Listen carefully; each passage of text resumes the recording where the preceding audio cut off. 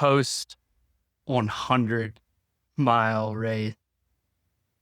And it was a surreal experience. I'm absolutely blessed for the opportunity to have been able to run in such a great event. Shout out to Nick and Lexi for just putting their heads down and putting this on, and the support crew for being at each stop and being so efficient and providing to the athlete's need. Uh, Very surreal. But started out by flying in on Thursday evening, and my connecting flight was delayed by an hour and a half. We were sitting on the runway, and God was teaching me patience in that moment, 100%. Because cramped up, turn the AC off, getting antsy, want to go. But I get to San Diego right around sunset, and the visuals were absolutely magnificent. So it was well worth it. Well worth it. So get picked up with another Charleston dude, and we get food, go to bed, because we got in pretty late. Next day, it's where all the fun stuff happens. We pick up a lot of stuff from Costco. We go to brunch, have a great time, just get right into it with the other people running. Got to hear other people's testimonies, and it was beautiful to be able to hear them, because everyone has a story and everyone should share their story, because you never know who might need to hear your story down the line. And God is moving in each and every one of their lives, and it's going to be very magnificent to see each and every one of those dudes grow throughout the years. Had a team dinner Friday night. Again, had a great conversation, got to know each other better, and then we packed for the following day. Following day being race day. Following day comes around, and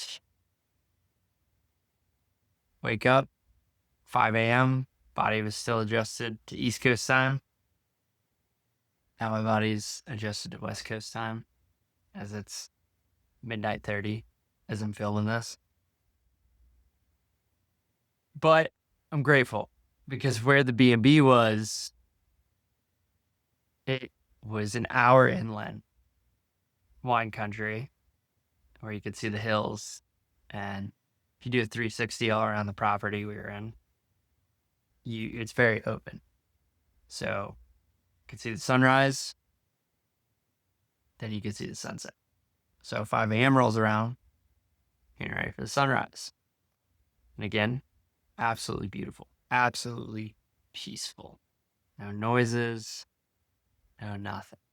You're just in the presence of God, waking up, ripping the Bible, writing down in your journal, and so forth. So comes time to leave to head to Oceanside for the race. Sitting next to this gentleman named Christian. He shares his testimony, and then I share mine. And then he prayed over me for the race. And I enjoyed that conversation, not to compare, but I enjoyed that one. It's definitely up there because of how sharp of an individual is. He asks a lot of intelligent questions, and just the way his mind thinks. He's I think he's a biochem major. Definitely bio.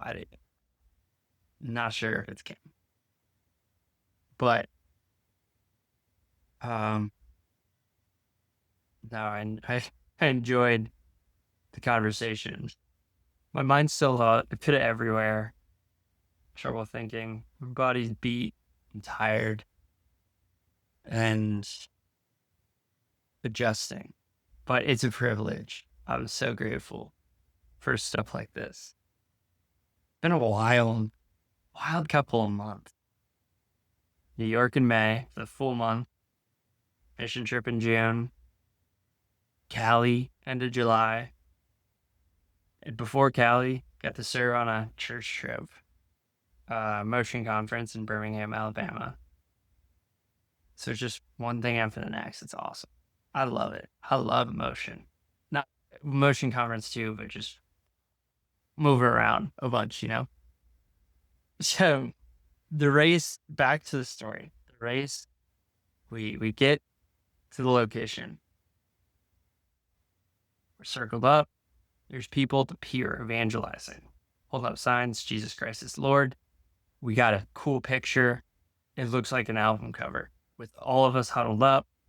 Jesus Christ is Lord sign in the back. It is one I will never forget. But so that happens, race starts, and just like that, we're going to war. And the first like 8 miles or so, or we run a mile, we get to a military base that we needed clearance to be able to run it. Get the clearance, and we're off for 8 miles in the military base. And that was pretty sweet to witness because we have an American flag with us. People are honking in support. And just to say we ran through a military, it's like, how cool is that? And the cause, the mission, so amazing. When Nick pitched me the idea, which New York, if I never went to New York, I never would have met Nick. And this opportunity, I wouldn't have been a part of. Connected with Nick through a mutual friend. And as I've said previously, I didn't want to go to New York. I was really praying on opportunities and doors to open up. And another buddy was like, you should come up to New York for the fun. And initially I was like, no, not at all. And God was saying go. So I did. Got connected with Nick through a mutual friend, and he pitched me his vision. No brainer. No hesitation. I said, I'm in. That sounds insane. I'm in. I love your cause. I love what you're doing. Inspiring young people. And we live in a very interesting time, spiritually, economically, socially, and it's up to our generation to lead the next by, doing what might seem insane for awareness. But back to the actual race. So race was going smooth. And then I think it was like mile 19 or so. I really had to empty my tank. And towards the end of the pit stop is when I decided to go. Thankfully, we were at a beach parking lot. There were bathrooms. There were some pretty nasty bathrooms, I can't even lie. But did my business. I come back. They're gone, except the veins. So I realized I needed to catch up. I'm like, shoot, I need to catch up. So at that point, I'm kind of sprinting. Like I'm gunning 8:30 to get back to them. We were maintaining like a 10:30, 11-minute pace because we're running 100 miles. So eventually I got back to them. Then I had the opportunity to carry the American flag for the first time. And that kind of does something for me. It did something to my soul because you're carrying something so sacred where it just it had me move different, for lack of better words. And if you look at there's a video, I'm way up ahead of the herd, and they're kind of back, and I look back and realize I'm like, oh my gosh, I got way too ahead of myself. But by mile maybe 25 to 30, I was starting to fight my flesh a little, where I was like, okay, this is where it's kind of starting to get difficult, because my PR before this was only 30 miles. I say only, but there's really levels to this game. And then I pushed through it. Ultimately kept pushing through. Running at night was absolutely incredible, beautiful, hard, little dangerous, right on the side of the highway in some parts. And just seeing the comments of whenever we were on the sidewalk. Oh, this is an interesting run club, but oh, I love run clubs. And it's one of those things where it's so much bigger than that. And again, I'm just very blessed to have had the opportunity to do this. I've never been to California either, my first time. But by mile 50, I knew my body was cooked, which I wore the wrong shoes. I had no cushion support. And one of the runner's brother gave a very powerful prayer, which revived my soul. And up until that point, I was 50 miles in. I don't listen to music when I run. It's a very sacred time for prayer, reflection, gratitude, dissection, etc., etc. Running is more than just running. So that revived me a little bit. And then it's like I'm 3 miles into that segment. So I'm at 53. And Nick and I are side by side, passing the American flag to each other. We're kind of slowly walking, jogging at this point. And I decided to put my pride aside and throw in the towel. I was hurting.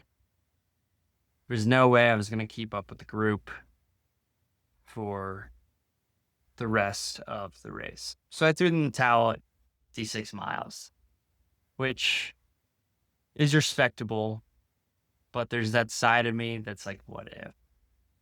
And in the past, I would have beat myself up for quitting before the finish line. And I'm not even worried about it because I know I'm going to get it in. That makes sense.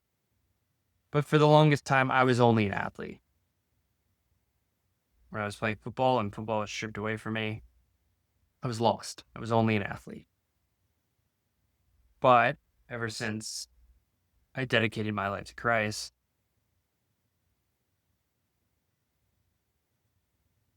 athletics is one of the gifts that I've been given to glorify his name. And that's what I'm going to do. So, very, very blessed that honestly I did stop at 56 miles because that allowed me to have some amazing conversations with some of the support staff, another runner involved, and be able to still cheer on the other runners. And there were about 7 that made it to 100. And it was incredible to witness the finish. And eyes have been open. The path is more clear than it's been in the past. And yeah, I keep saying it, but I'm absolutely blessed for this opportunity. And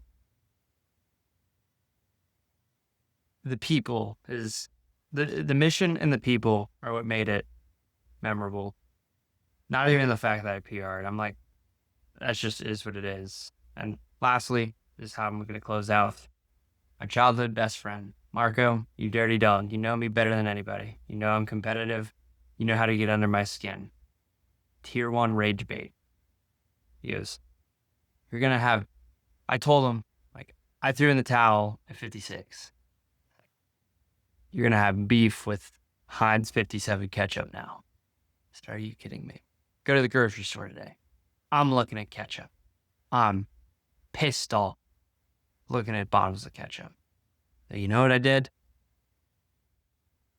Bought a bottle of ketchup, Heinz 57 ketchup, to look at on my desk every single day until I beat 57.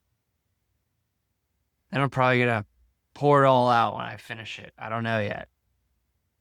But little things like that. Create enemies. Creating enemies is kind of necessary. In athletics, business, even if they're not real. Because it's all mental. It's all you versus you to keep on going. But sums it up. As always, Godspeed.